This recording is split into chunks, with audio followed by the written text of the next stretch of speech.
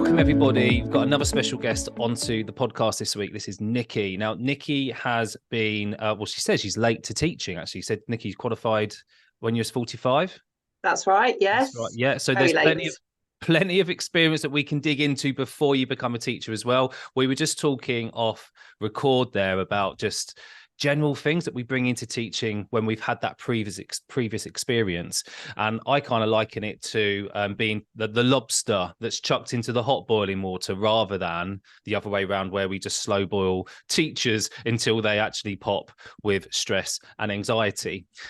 So let's dig into this, Nikki. So welcome. I think you're the most organized person I've ever interviewed, so you definitely get that award straight away. So for those of you who haven't been a guest on the podcast yet, I send out a list of questions just so that you know you can get prepared and not feel so anxious about being on the show. And we don't stick to all of the questions because it's nice to have a conversation, but Nikki has answered every question extensively and sent me the Word document, which it's going to make this really easy to go through. So thank you for that. Or you could just say that I like to talk a lot. Well, you're in good company. So let's see if we can keep this to under 3 hours then. Let's start right at the beginning, Nikki. I mean, what people tend to like to hear is that, and what people connect with, or tutors connect with, is how you make that move from teaching into tutoring and the kind of feelings and emotions around that. But I'm really interested to know Nikki as a person before she became a teacher. Tell us a little bit about your background. So when I left school, I didn't really know what I wanted to do, and I ended up working in so many different jobs.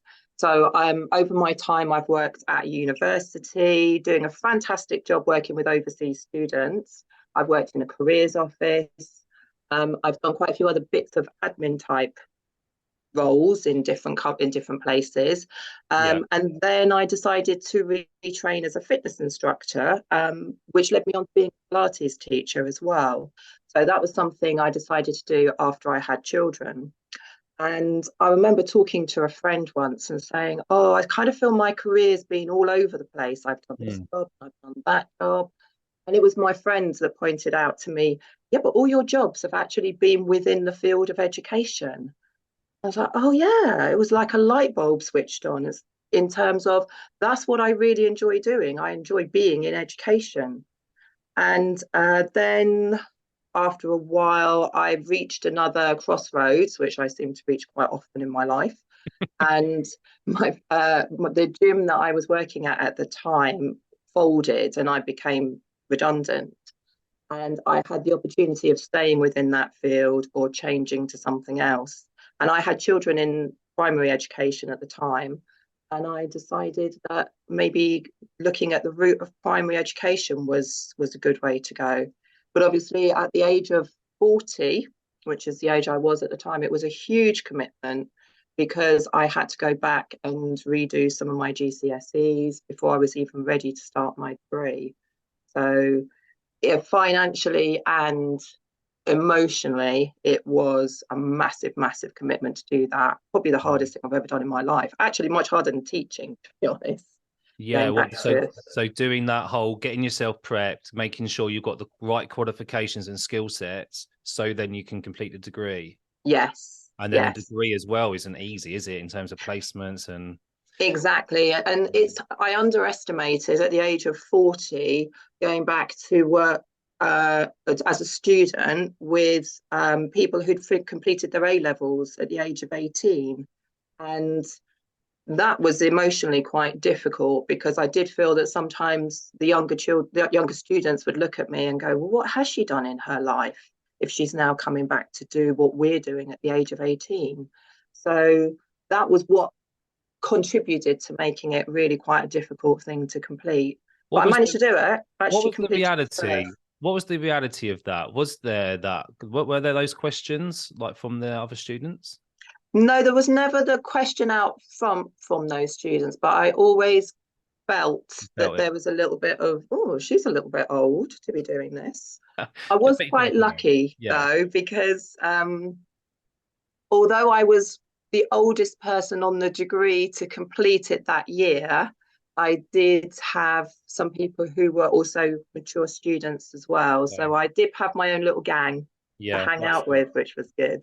and that's important, isn't it? You find, well, it's similar to here, and why the group exists is because we need people like-minded, similar, either crossroads, like you say, or junction, who we can relate to and hang out with, and just either it's have fun, sit down, have a coffee with each other, and just talk, or actually just share our ideas. I think that's really important. Mm, Okay, it's a really definitely. interesting journey towards becoming a teacher that's like built on the foundations of other skills. But the fact that you've always been drawn to roles where you're teaching or guiding is probably a big eye opener to sort of person you are.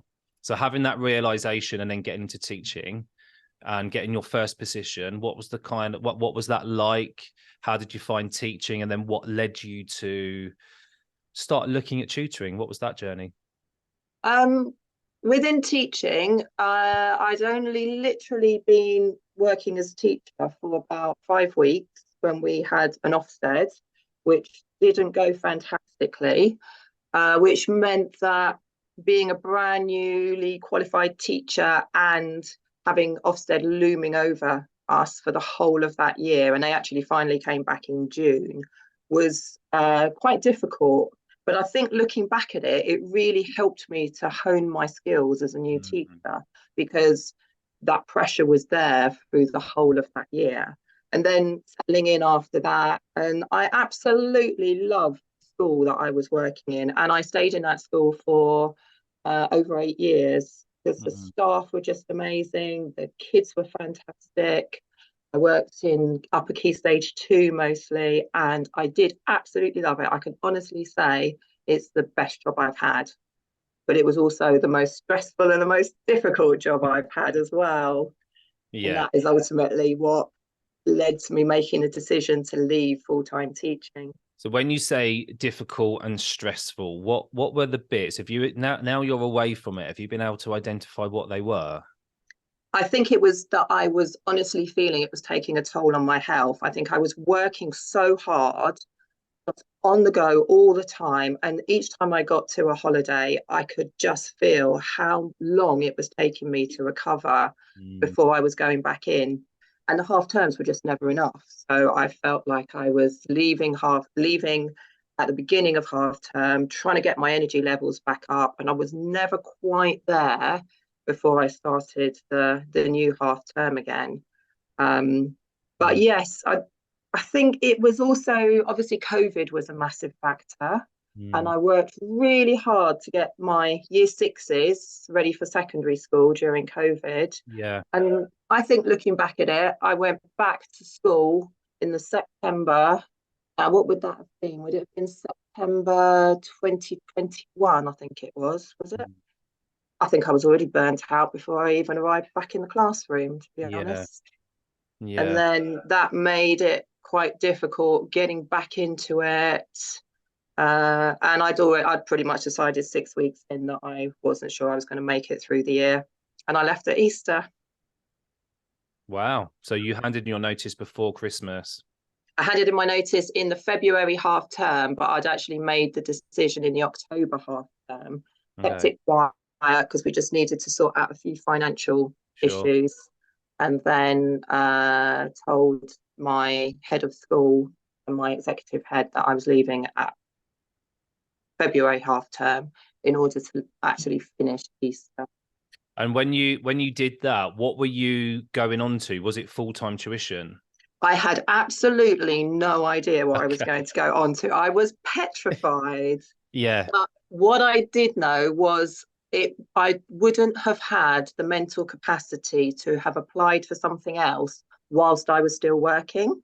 Mm. So coming home, putting so much into your day-to-day life in school, there was just nothing left there in order to actually apply for jobs.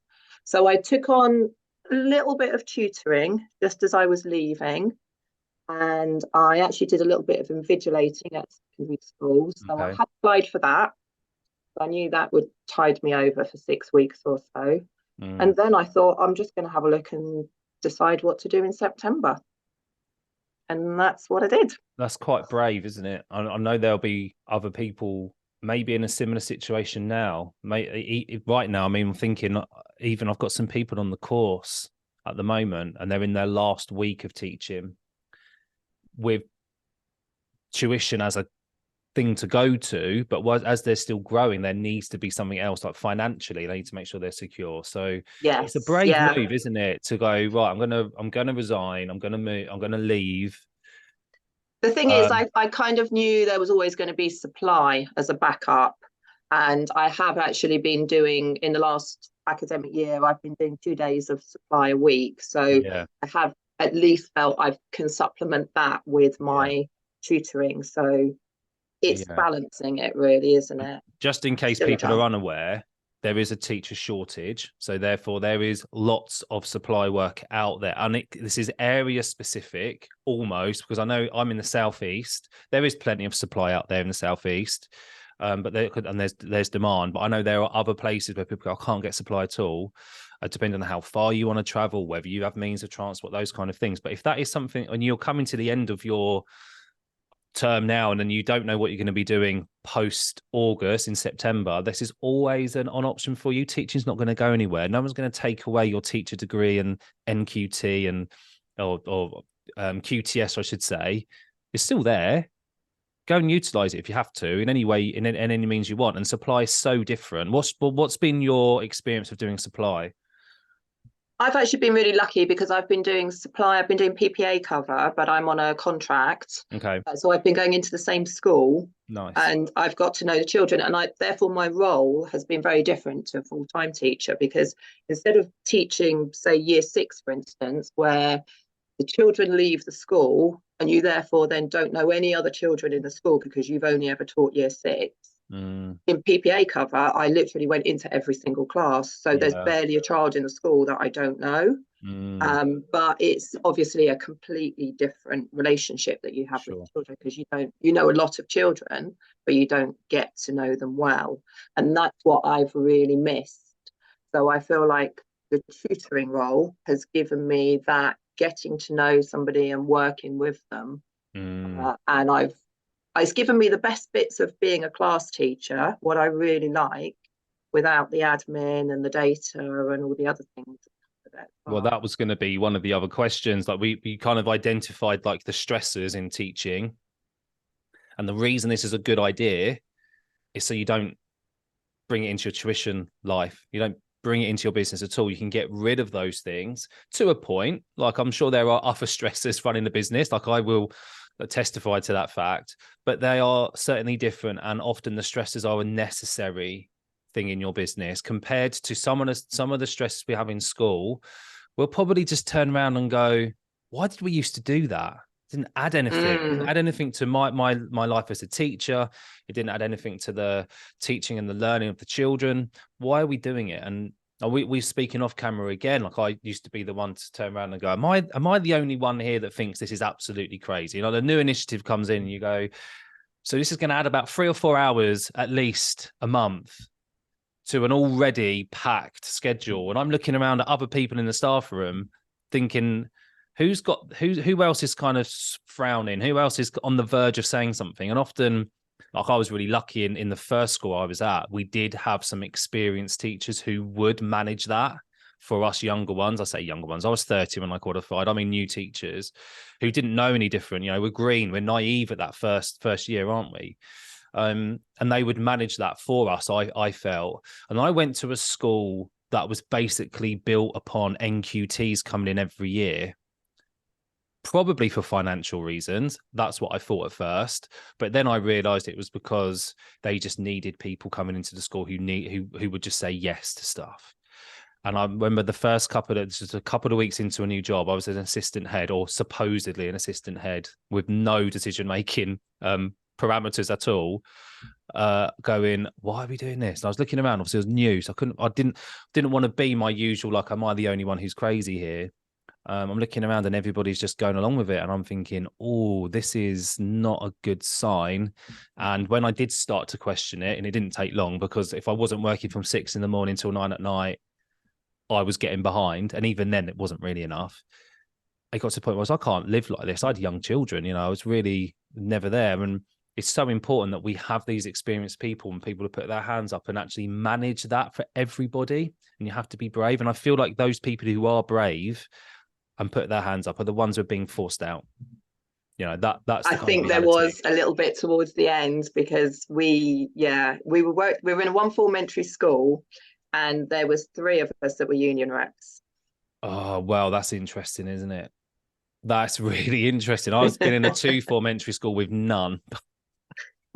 So if you know it's gone to that kind of level, I mean, look, and people who put their hands up, they're often the people I would go and talk to about union stuff, although they would never the union reps. But again, it's like what we were talking before, like-minded people come together and ask the right questions, you know. So yeah, interesting. Okay, right. Let's really focus on what we're here for. It's the tutoring, right? I definitely know that I could probably chat to you for an hour, that we could right all the wrongs in education, and they've probably been nodding along and going for it. But I really want to share your journey into tutoring, right? So you've put in one of your answers about how you spoke to a friend, Yes, and so it there kind was of a grew from friend there. that was working at the school who was doing a PPA role combined with tutoring. And he said that he was going to leave school completely and go full time on his Mm, tutoring. And I was like, okay. wow, how does that work Mm, then?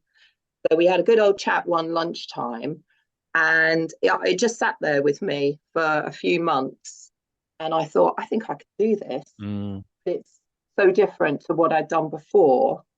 It was almost like, well, here's someone that can actually give me a little bit of an idea as to exactly what's involved before I take the leap. So that was brilliant. That was really, really useful. So I knew that that was the route I was going to try. And if it worked, it worked. And if it didn't work, I was going to have to go and find something else.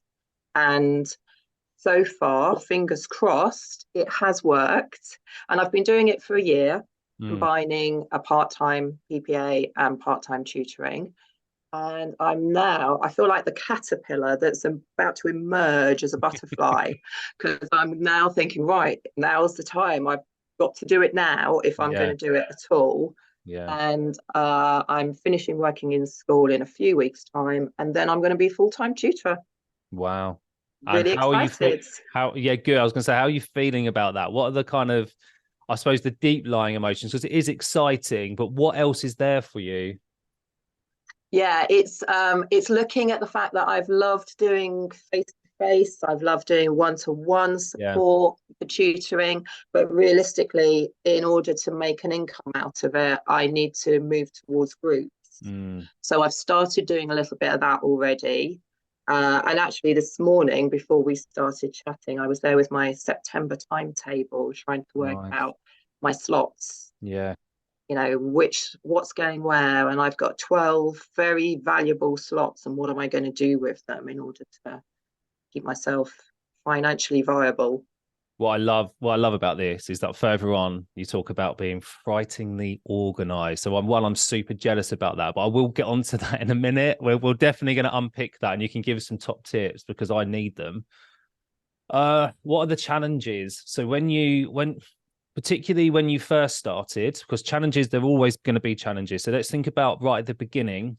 What was the big thing right at the start that you felt like you had to overcome? I mean, obviously, apart from the financial side of things, which is a Yeah. huge thing, it was actually using the tech for being online. So if you knew me, you would know that I am absolutely zero when it comes to technical Okay. knowledge. And so the thought of doing online tutoring was absolutely terrifying. So this person that I knew that was tutoring already Mm, showed me round BitPaper, which is what I use when I'm doing online tutoring. okay. And then, embarrassingly enough, I had to ask my daughter, who had been doing a little bit of online tutoring, how it worked. Yeah. So she had to do a tutorial with me. So, oh, Mum, can you not work out how to do any of this? It was really frustrating for her and embarrassing for me. Um, and then he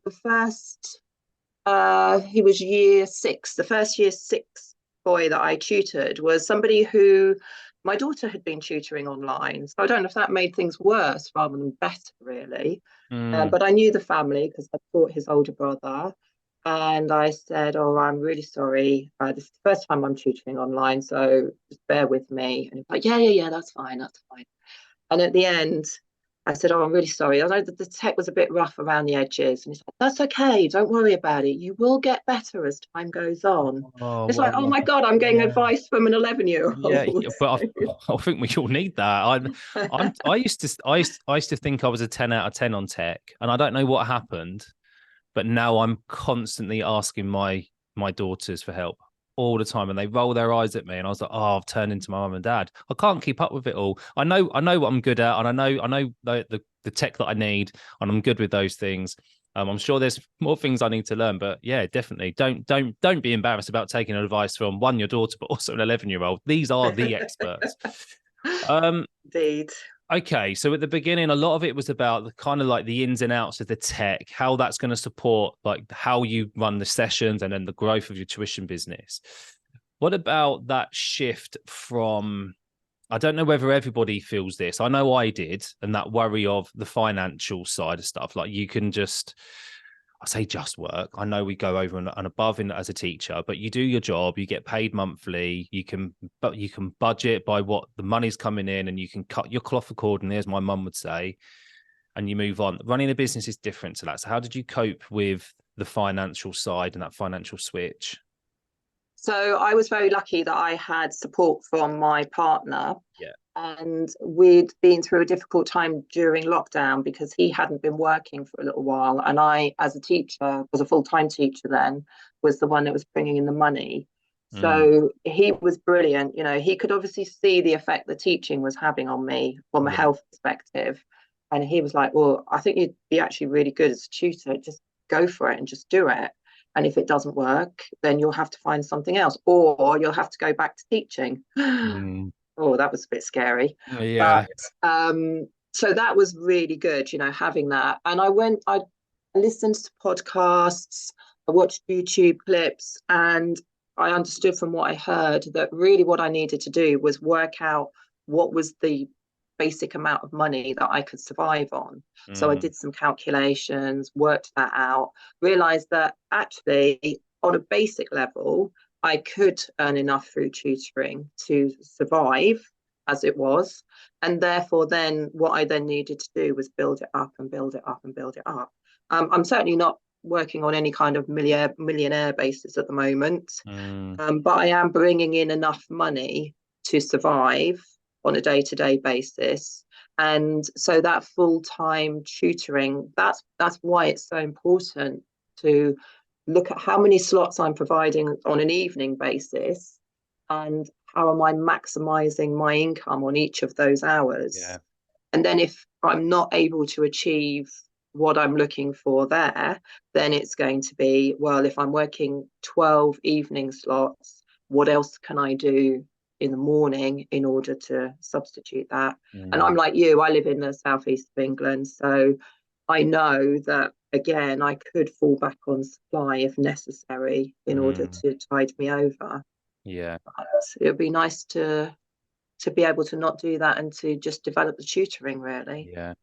I was so key. It's a really good message in there for everybody, and that is run your numbers, what work out. We call it the bottom line, and one or two things going to happen. Either you're going to be shocked at how low that number is in reality, because you can look at what you can cut back. I'm not a big advocate of cutting back massively because there's only so far that you can go. And there'll be a point where you go, I just can't do anything else. And if you're still not making ends meet by that point, then you're going to have to go and find something else, right? Like you say, like if you can't hit your number with the 12 slots that you've got, something else is going to have to come in during the daytime or weekend or something along the road. But just knowing what your number is should alleviate a lot of the pressure, because sometimes people don't run numbers and they just go in blind and they go, well, I want to earn this amount because that's what I earn. In the business world, it doesn't quite work in the same way for a number of reasons. The first one is you don't control the market, right? So you don't know how many people you're going to go and get. And so you can create all the slots you want, but then you've got to go and fill your slots up. So whether that's like your group slots and you've got if you've got, I don't know how many hours you do each evening, Nikki, but let's say you're going to do 2 groups a night and there's 5 seats in each group, you need to find 10 people times by 5. And then that's going to put you in loads of profit, by the way. If you price it properly, you're going to be making 5.5, 6. If you price it even in the right way, probably 7.5K a month if you did that, or a term maybe. So that's quite nice to know. But if you can't find those people, and you maybe got a couple of evenings which are full, or perhaps you're spreading it out across the week, you need to figure out, right, actually, realistically, what I need to do is find supply a couple of days a week. And you need to go and make sure you look after yourself in that way so you can hit your number. And the second reason why running a business is different to your salary is because there's an element of control around how much money you earn and how much profit you make. So you're able to go, actually, I need to invest so much. That's most of the things you invest in your business are you can write off as tax. And so there's an element that you can run things through your business that still adds to your life and the growth of your business, but you don't have to worry about that profit being taken away from you with your tax payments. So it doesn't come out at source. And you need an accountant to help you. I feel you need an accountant to do that. I know lots of people do their self-assessment on their own. And as long as you're comfortable and confident that you can claim for everything that you're allowed to, that's fine. I think that about £200 to £250 a year, which is also written off by tax for your accountant, can easily save you more than that. So just think about those two things when you're running your numbers. Don't compare what you're going to earn in your tuition business straight away with your monthly salary, because they are very different things. Go and have a conversation with your accountant about that, though. So that's really interesting. I really loved that little move away. And I know, because you are super organized, which we're going to move on to now, that would have been part of your decision making, because you would have run the numbers first. I would have then made the decision. Yeah. So yeah, tell me. I sat over the calculator for quite a long time, just trying various combinations and going, well, I don't think that's realistic. Oh, that might be realistic. So yeah. I also think that's going to really play into your growth as a tuition business, because you're going to sit there and look at you've already said so many interesting things about your hours and maximizing the amount of time, literally things that I would have questioned you more on,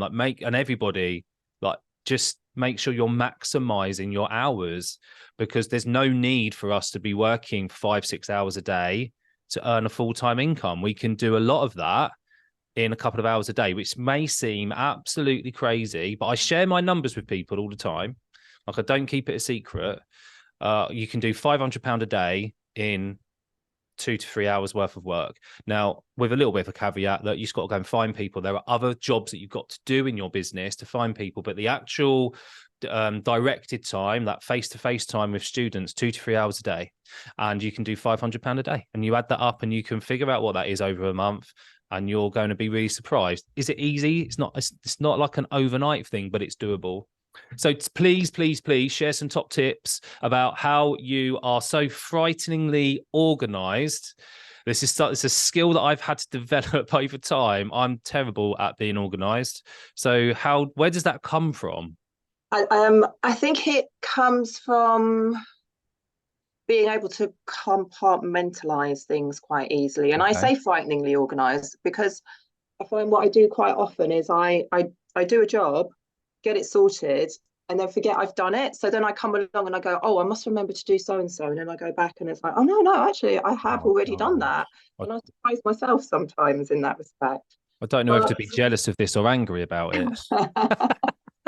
Well, I get frustrated because it's like, oh, I thought I had to do that. But actually, no, it's already sorted. It's done. Okay. That's okay. I need to bottle this up. Come on. But yeah, no, I think it is. I am a bit of a compartmentalizing person. So I think probably my history as a fitness, I like to go out and, I'll go for a run in the morning or go to the gym or something. Not every morning. I'm not a complete health freak. But, when I have that opportunity, I get that done.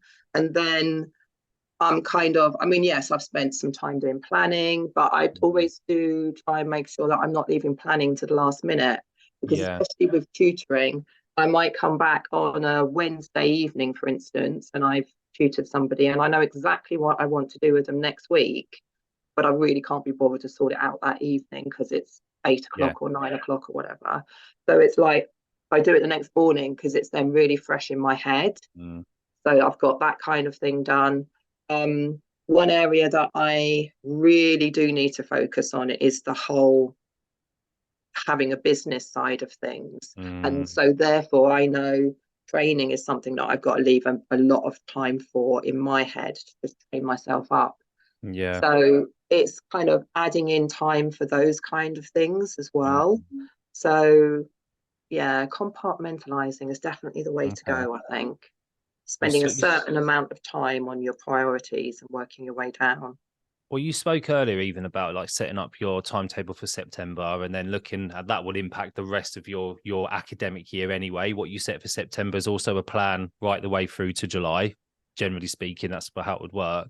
So that's like a year in advance. Do you go beyond that? Do you start to think about what's next for the business beyond that kind of date? Is that a part of your planning process? I think what I'm doing at the moment, and bearing in mind we're in the beginning of July, aren't we? So we're coming to the end of the academic year. So I'm looking at September onwards.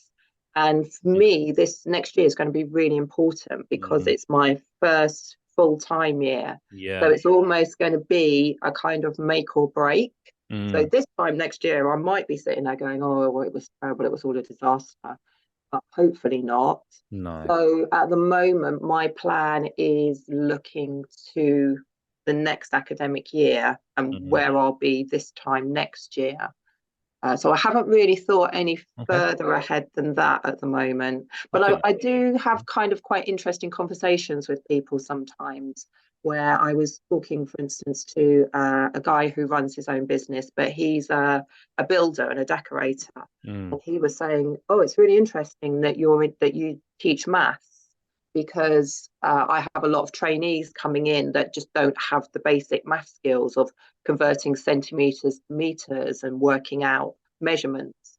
And I was like, "Oh, that's an interesting market to consider."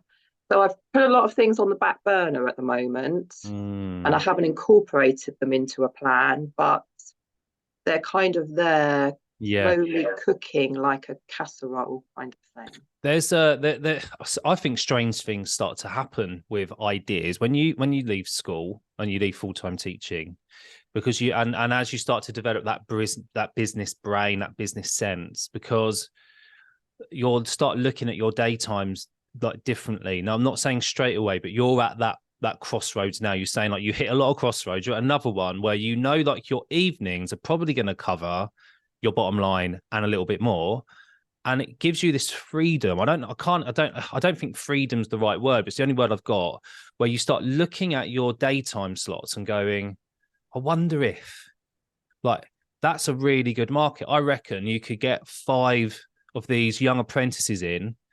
It's not an accredited course, but you can just make them work ready by giving them a 6-week course on.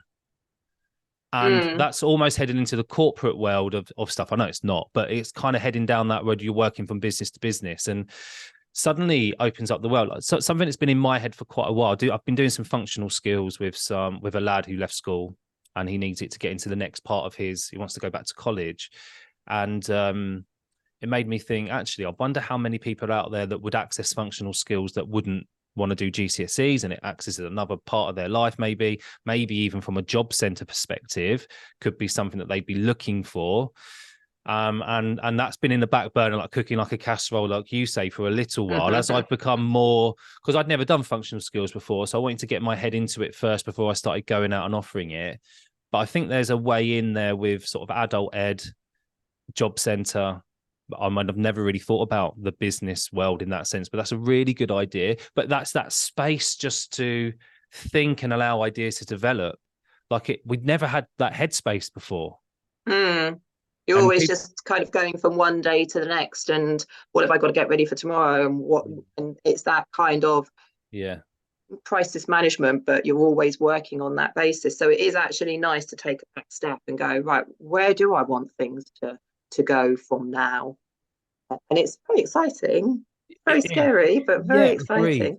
Agreed. Yeah, and as business grows, I mean, we spoke about the challenges of business earlier on, and you were talking about that first challenge of moving away from teaching into tutoring, starting your business.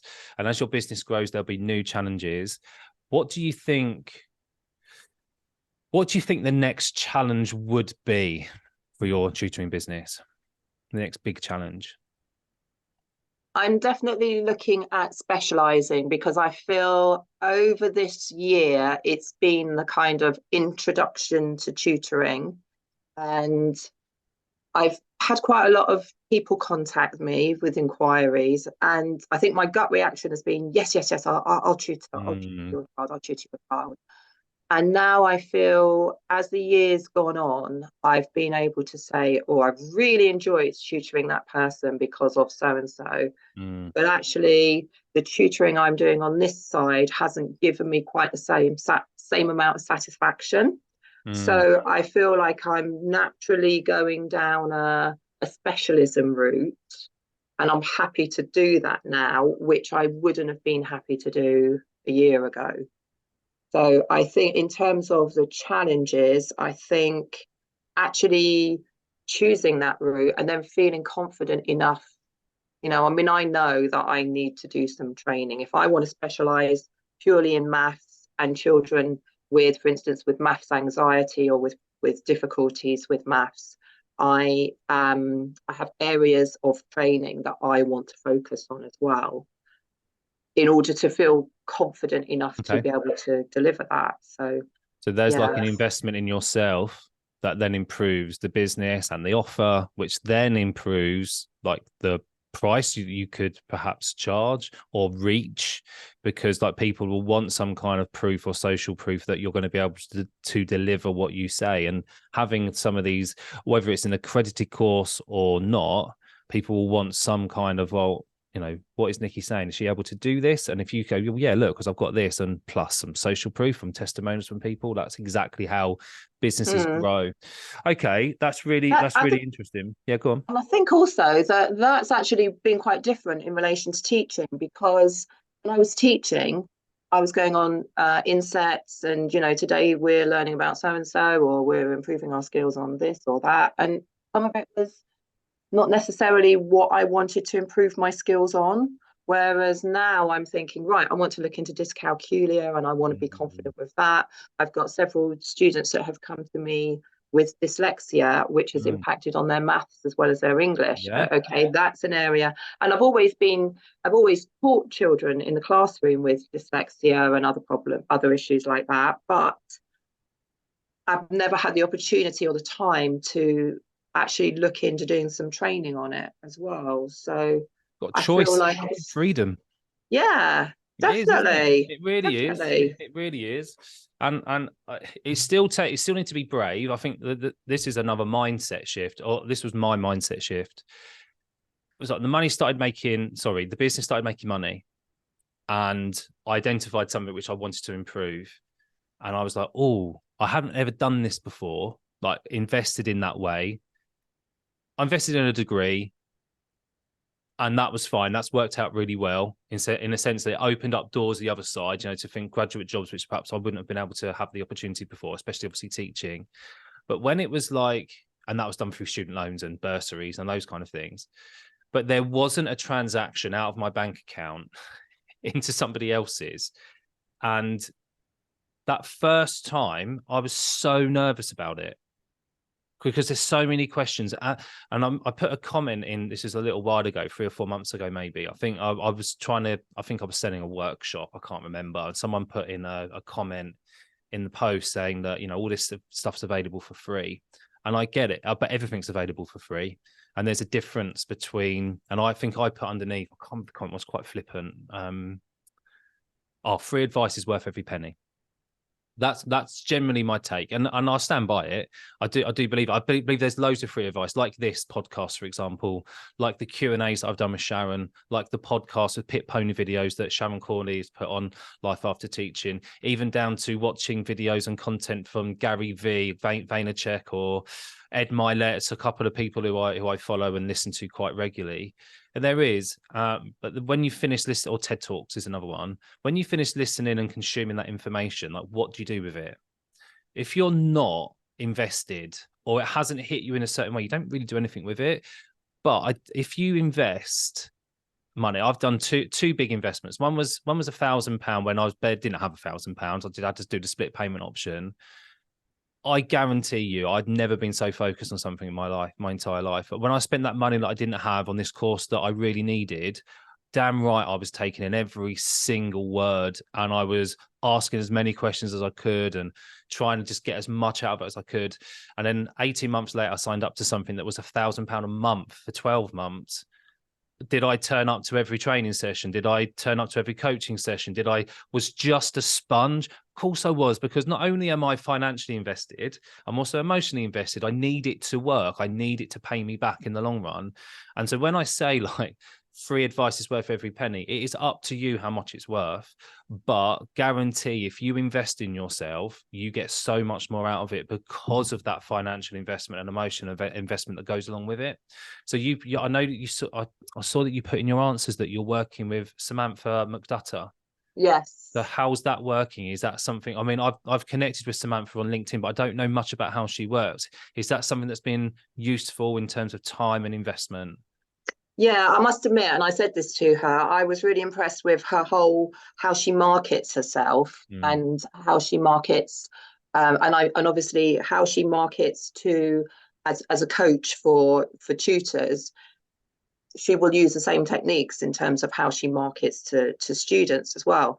And I could feel myself getting sucked in before I made that commitment. So I listened to her podcasts, I was on her emails, I was on her Facebook group, I was seeing all this Yeah.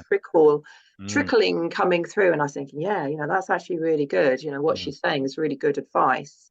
And all of that happened over a process of about 6 months before I actually decided to invest the money and sign up for some training with her. And I haven't completed that yet. We're still in the process of doing that. Yeah. But I felt that the hour that I spent with her was so useful. Like you're saying, it's a lot of money, but I needed to really take on board everything that we were talking about and implement everything before I could then move on and do the next one, to really, really feel that I was making use out of it. Because I don't know about you, but I kind of felt, and I still do feel, that the whole investing in yourself and especially when you come from teaching, when the insights may not necessarily be what you're interested in, but they are free of charge. And you're getting your certificates, you're just, okay, I'll print off another certificate. And you kind of get quite flippant about it. You don't really think about what you're getting for free. And then suddenly when you're stepping back and you're considering whether to invest money into training, that's a whole different ball game. But like you said, I mean, podcasts, YouTube clips, I've consumed them all. I can sit in front of the telly for hours watching YouTube clips, but it is like I've literally sat in front of YouTube and made notes, to make the maximum I can out of the free training. I guess it's squeezing as much as you can out of your free training before making that financial commitment as well. What's really interesting to me there, and this is what we should all take away from this quick conversation about investment in yourself, is that it took you 6 months of touch points with Samantha McDutter before you went, this is it for me. And we need to apply that into our own business. And so a lot of tutors that start out will do an advert and then go, oh, that hasn't worked. I was like, well, you've done it once. You need to try again. Like that wasn't it. That's not the beginning and end of your business. Like you can't just expect someone to see an advert. And on most of the time, it's an advert that says, oh, I'm £25 an hour and I teach English. And so it doesn't give a lot. And people need to go through that whole stage of know, like, trust. If they don't go through that stage, they're not going to buy from you. Like you had to go through that. You found out about Samantha. You went into a world in a number of different places, and over the next 6 months, like you say, you get drawn in. You start to like this person, and you start to say, actually, this is something that is really resonating with me. I'm watching more, I'm consuming more. It's making me feel a particular way, and to the point is where you feel like there's enough trust there to go, do you know what? I'm going to press go on this. This is something which, and I went through something similar, slightly longer for me. It's about 18 months. I did a Lisa Johnson course. I don't know if you've heard of Lisa Johnson. I talk about her quite a bit.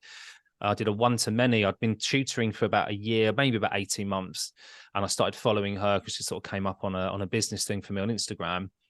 And same thing. I kind of got sucked into her world, and it was, the messaging was good. It's nothing to do with tuition. It was just business in general. But I got sucked into this whole idea of really ethical, honest way of running a business. And that was something that was really important to me. And so that's what I latched onto. And then sort of being brought into somebody's world enough, like you say, emails, Facebook groups, Instagram stories in particular with Lisa. She's very good at those. I was like, do you know what? This is for me. And then when I did a 5-day challenge, which was good in its own right. It's probably worth a couple of £100 on its own. And then when she did the selling one at the end of the day, sort of like what she called a masterclass, and she went through, she kind of stacked up this offer. I was like, I can't say no to this. This is me at the right time. I need to do this. And I remember I just did it and then spoke to my partner. And I was like, I've done this thing. And she's like, no, we've got no money. And I was like, I know, but this is the key to setting up the rest of what we need. This is like the foundational thing. And it has been that, you know, I've even recently went back in and said, I'm part of a membership now. I was like, this course I did 3 years ago is just starting to work. Like this has been the foundation of my business for many, many years, but it's just starting to allow me to grow. And there was lots of people who responded, yeah, it took me 3 years as well. And this is so the 6-month thing, please put that into your business. Sometimes people are not going to do it straight away. They need to know you. They need to, is this someone I want to work with? And that's whether you're doing tuition or any other business that you're going to do, right? So it's not like a tuition and a service as a service or any service-based industry. It's not like going on Etsy or Amazon looking for that product that you know you need. You have to go through a completely different sort of buying process. So yeah, really interesting. And that's good because I'd not heard of Samantha before till about a month ago. And so I've also been following, and it's just nice to know that there's other people out there that work in a similar way, that it's ethical. It's not that whole, I'll get you 100 leads a week, guaranteed. Just pay me £2,500 and I'll start giving you leads. There's like a process to it. And I'm not saying that people can't get 100 leads a week, because you can. But if something sounds unrealistic and too good to be true, guess what? Usually is unrealistic and too good to be true. And we would all just give someone £2,500 every single month if it meant we could get 100 leads a week. Okay, I want to look ahead to the future. We've done a little bit of this. And then we're going to finish with one more question. Okay, so look ahead to the future. Where do you see yourself in 5 years' time? Like, really horrible interview question. I'm sorry. It's a really horrible interview question. And I'm going to say, oh my gosh, just dream big. What would the dream be? If everything went 100% your way, like it just went exactly the way that you would picture it in a dream world, where would you be in 5 years' time? I suppose, actually, it's not a very conventional answer, but okay. I would like to be able to prove that you can be a success as a tutor, maybe expanding into other areas as well, but who knows what yet, because we've been talking about the casserole and maybe this casserole hasn't been made yet. So I don't know where, but ultimately I'm aiming, because I mentioned about having 12 slots a week. That's already 3 slots Monday to Thursday, so that's already giving me Friday, Saturday and Sunday to myself. Wow. Which is very different to what my full-time teaching post was like. But so I'd like to keep that. And I have secretly, or not so secretly as some of my friends know, been enjoying a little bit of extra travel from time to time, which I would have been able to do if I had been still a full-time class teacher. So, you know, my Friday, Saturday and Sundays, I'm keeping them free for a reason. And at the moment, I don't start till 3 o'clock on Monday. So that's quite handy. And that doesn't have to be expensive. You know, that can be just a little pop down to the coast or something like that. So I'm looking for more of that. Plus also the way I'm scheduling my timetable, I'm making sure that whilst I've got a mix of online and face-to-face, my Thursdays are always going to be online only, so that I can pick up my computer on a Thursday morning and be somewhere and still work on Thursday night, and then have Friday, Saturday and Sunday. That is frighteningly organised. I love that. But I really love that. What a lovely message as well, because flexibility is at the heart of what you're trying to achieve. and you've got something inside your business, and at the heart of the purpose is, I want to be able to travel, I want to be able to have that freedom, and you're going to make something work for you. And I really love that. And I think a lot of us forget to do that. We just go, right, I need to make the money, and the consequence to that is I need to give up my time. And the fact that you've put that at the heart of your business is amazing. And I think we can all learn something from that. Thank you, Nikki. Really good. That's amazing. I think that's such a great way to run your business. Last thing, top tip. If someone came to you and said, I want to get out of teaching, I want to be a tutor, but I don't know what to do, what would be the number one piece of advice that you would give them? I think realize how different it is to be a tutor in comparison to being a teacher. So when you're salaried, everything you're doing, you're getting paid for. But obviously, as a tutor, you do end up investing time in training or in publicity. Like you said, you'd have directed time slots where you'd be being paid, but you've still got admin tasks that you need to do that technically you're not being paid for. But that should come as money in different forms in terms of how much you can charge for a time slot. So I think it's that mindset of knowing that you will get paid, but you're not being paid at this minute. Marshmallow test. Have you heard of the marshmallow test? I've done lots of marshmallow testing, but probably not the ones that you're thinking of. No, mine is which flavor do I prefer best? And which flavor do you prefer?